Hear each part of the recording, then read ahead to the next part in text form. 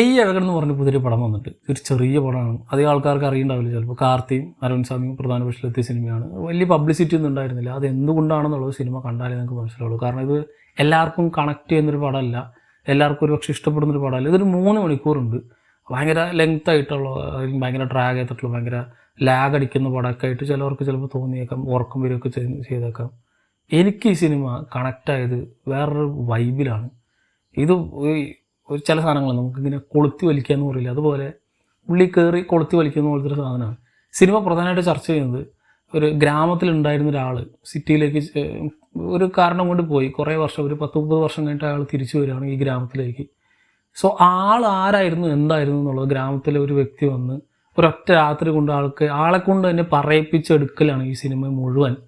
So നമ്മൾ ആരായിരുന്നു, എന്തായിരുന്നു, നമ്മുടെ ആ ഒരു പഴയ ആ ഒരു നേച്ചർ എന്തായിരുന്നു, നമ്മൾ എവിടെ നിന്നാണ് വന്നത്, ഫ്രം സ്റ്റാർട്ട് വരുന്നത്, നമ്മളിപ്പോൾ എവിടെയാണ് നിൽക്കുന്നത്, എന്തൊക്കെയാണ് നമ്മൾ മറന്നു പോയത് എന്നത് നമ്മൾ ഓർമ്മിപ്പിക്കുന്നൊരു സിനിമയാണിത്. സോ അതിൽ എല്ലാ കാര്യങ്ങളും ഉണ്ട് സിനിമയുടെ. നമ്മളിപ്പോൾ പഴയ ഹിസ്റ്ററി മുതൽ നമ്മളിപ്പോൾ ഉപയോഗിച്ചുകൊണ്ടിരിക്കുന്ന കാര്യങ്ങളും നമ്മൾ മറന്ന് വിട്ടുപോയിട്ടുള്ള എല്ലാ സാധനങ്ങളും സിനിമ എൻ്റെയിൽ ചർച്ച ചെയ്ത് പോകുന്നുണ്ട്. ആൻഡ് ഇതൊക്കെ തന്നെ ജസ്റ്റ് കോൺവെർസേഷനിലൂടെ രണ്ട് ക്യാരക്ടേഴ്സ് തമ്മിലുള്ള ഇൻട്രാക്ഷനിലൂടെ മാത്രം പറഞ്ഞു പോകുന്നൊരു സാധനമാണ്.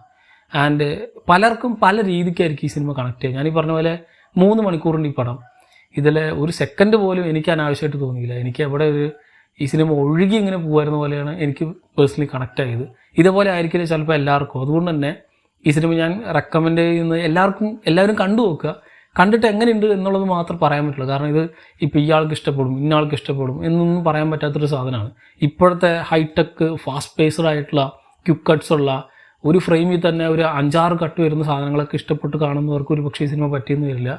ഇത് സിനിമ എന്ന രീതിയിലല്ല, ചില സാധനങ്ങൾ നമ്മൾ എക്സ്പീരിയൻസ് ചെയ്യാൻ പോകില്ല, അതുപോലെ ഉണ്ടാവും. ഇത് ഒരു ബുക്ക് വായിച്ച പോലെ ഉണ്ടാവും, ഒരാളുടെ കഥ കേട്ട പോലെ ഉണ്ടാവും, ഒരാളോട് ജസ്റ്റ് ഒന്ന് ഒരു ദിവസം സംസാരിച്ച പോലെ ഉണ്ടാവും.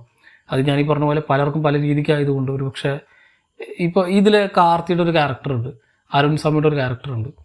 ഇൻ റിയൽ ലൈഫ് എനിക്ക് ചിലപ്പോൾ ഞാൻ അരവിന്ദ് സ്വാമിയുടെ പോലെ ഒരു ക്യാരക്ടറിനെ പോലെ നിന്ന് എൻ്റെ ഓപ്പോസിറ്റ് എനിക്ക് അറിയാവുന്ന ഇതേപോലത്തെ കുറേ ഫ്രണ്ട്സ് ഉണ്ട്.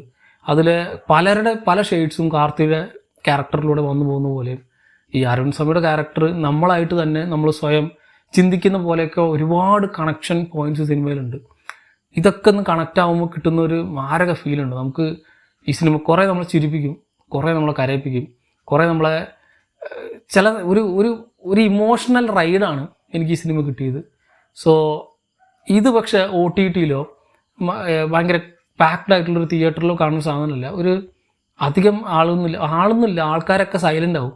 കാരണം ഈ സിനിമ എല്ലാവരും കണക്റ്റായി തുടങ്ങുമ്പോൾ പിന്നീട് അങ്ങോട്ട് ഈ സിനിമ ഒരു റൈഡാണ്, ഒരു ഫ്ലോ ആണെന്ന് പറയാം. സോ ഇത് ജസ്റ്റ് OTTയിൽ കണ്ടൊരു സാധനമല്ല. എനിക്ക് ഈ സിനിമ എക്സ്പീരിയൻസ് ചെയ്യുന്നുണ്ടെങ്കിൽ തിയേറ്ററിൽ തന്നെ പോയി കാണണം. ഇപ്പോൾ 96ൻ്റെ ഡയറക്ടറാണ്.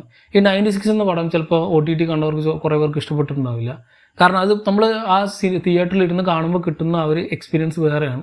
കാരണം അത് എൻ്റയർലി ഡിഫറെൻ്റ് ആയിട്ടുള്ളൊരു ലെവലിലാണ്, ഒരു ടെറൈനിലാണ്, ഒരു എൻവയോൺമെൻറ്റിലാണ് നമ്മൾ കാണുന്നത്. അതേപോലെ തന്നെ എക്സ്പീരിയൻസ് ചെയ്യേണ്ട സാധനമാണ് ഈ മെയ് അഴകൻ എന്ന സിനിമയും.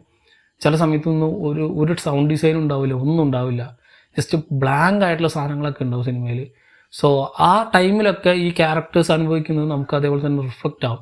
നമ്മൾ കഴിഞ്ഞിറങ്ങി വരുമ്പോൾ ഒരു സിനിമ കണ്ടു എന്നത് രീതിയിലല്ല, നമ്മൾ എന്തൊക്കെയോ തലയെ വെച്ച് കയറി പോയിട്ട് നമ്മൾ ഫ്രീ മൈൻഡായിട്ട് ബ്ലാങ്ക് ആയിട്ട് നമ്മൾ ഭയങ്കര ഹാപ്പി ആയിട്ട് ഇറങ്ങി വരുന്ന പോലെ എനിക്ക് പേഴ്സണലി ഈ സിനിമ കണ്ടു കഴിഞ്ഞപ്പോൾ ഇറങ്ങി വരുമ്പോൾ ഫീൽ ചെയ്തത്. അതൊരു മാരക എക്സ്പീരിയൻസ് ആണ്. അത് എല്ലാവർക്കും തരാൻ പറ്റില്ല. അത് ഡയറക്ടറിൻ്റെ ബ്രില്യൻസ് ഒന്നുകൊണ്ട് മാത്രമാണ്, എഴുത്തിൻ്റെ ബ്രില്യൻസ് ഒന്നുകൊണ്ടാണ്, ഇത്ര നാച്ചുറൽ ആയിട്ടുള്ളവരുടെ പെർഫോമൻസ് ഒന്നുകൊണ്ട് മാത്രമാണ്. സോ ഒറ്റവാക്കി പറയുകയാണെങ്കിൽ Meiyazhagan for me it's not a cinema, it's just an outstanding experience. ഒരു തരത്തിലും അൺപാരലായിട്ട് പറഞ്ഞറിയിക്കാൻ പറ്റാത്ത ഒരു ഇമോഷനായിരുന്നു എനിക്ക് ഈ സിനിമ. സോ തീർച്ചയായിട്ടും ഈ സിനിമ തിയേറ്ററിൽ തന്നെ കണ്ടു നോക്കണം. കാണണമെന്ന് ആഗ്രഹമുള്ളവരുണ്ടെങ്കിൽ ഇതൊരു മാരക ബ്രഹ്മാണ്ട വലിയ ബഡ്ജറ്റിൽ പുറത്തിറങ്ങിയ ഒരു വലിയ സാധനമൊന്നുമല്ല, ജസ്റ്റ് ചെറിയൊരു പടമാണ്. പക്ഷേ ഇത് എങ്ങനെ കണക്റ്റ് ആവുമെന്നുള്ളത് നിങ്ങൾ കണ്ട് തന്നെ എക്സ്പീരിയൻസ് ചെയ്യുക. അപ്പോൾ നിങ്ങളുടെ എക്സ്പീരിയൻസ് എന്താണെന്നുള്ളത് ഷെയർ ചെയ്യുക. മറ്റൊരു വീഡിയോയിൽ വീണ്ടും കാണാം. നന്ദി.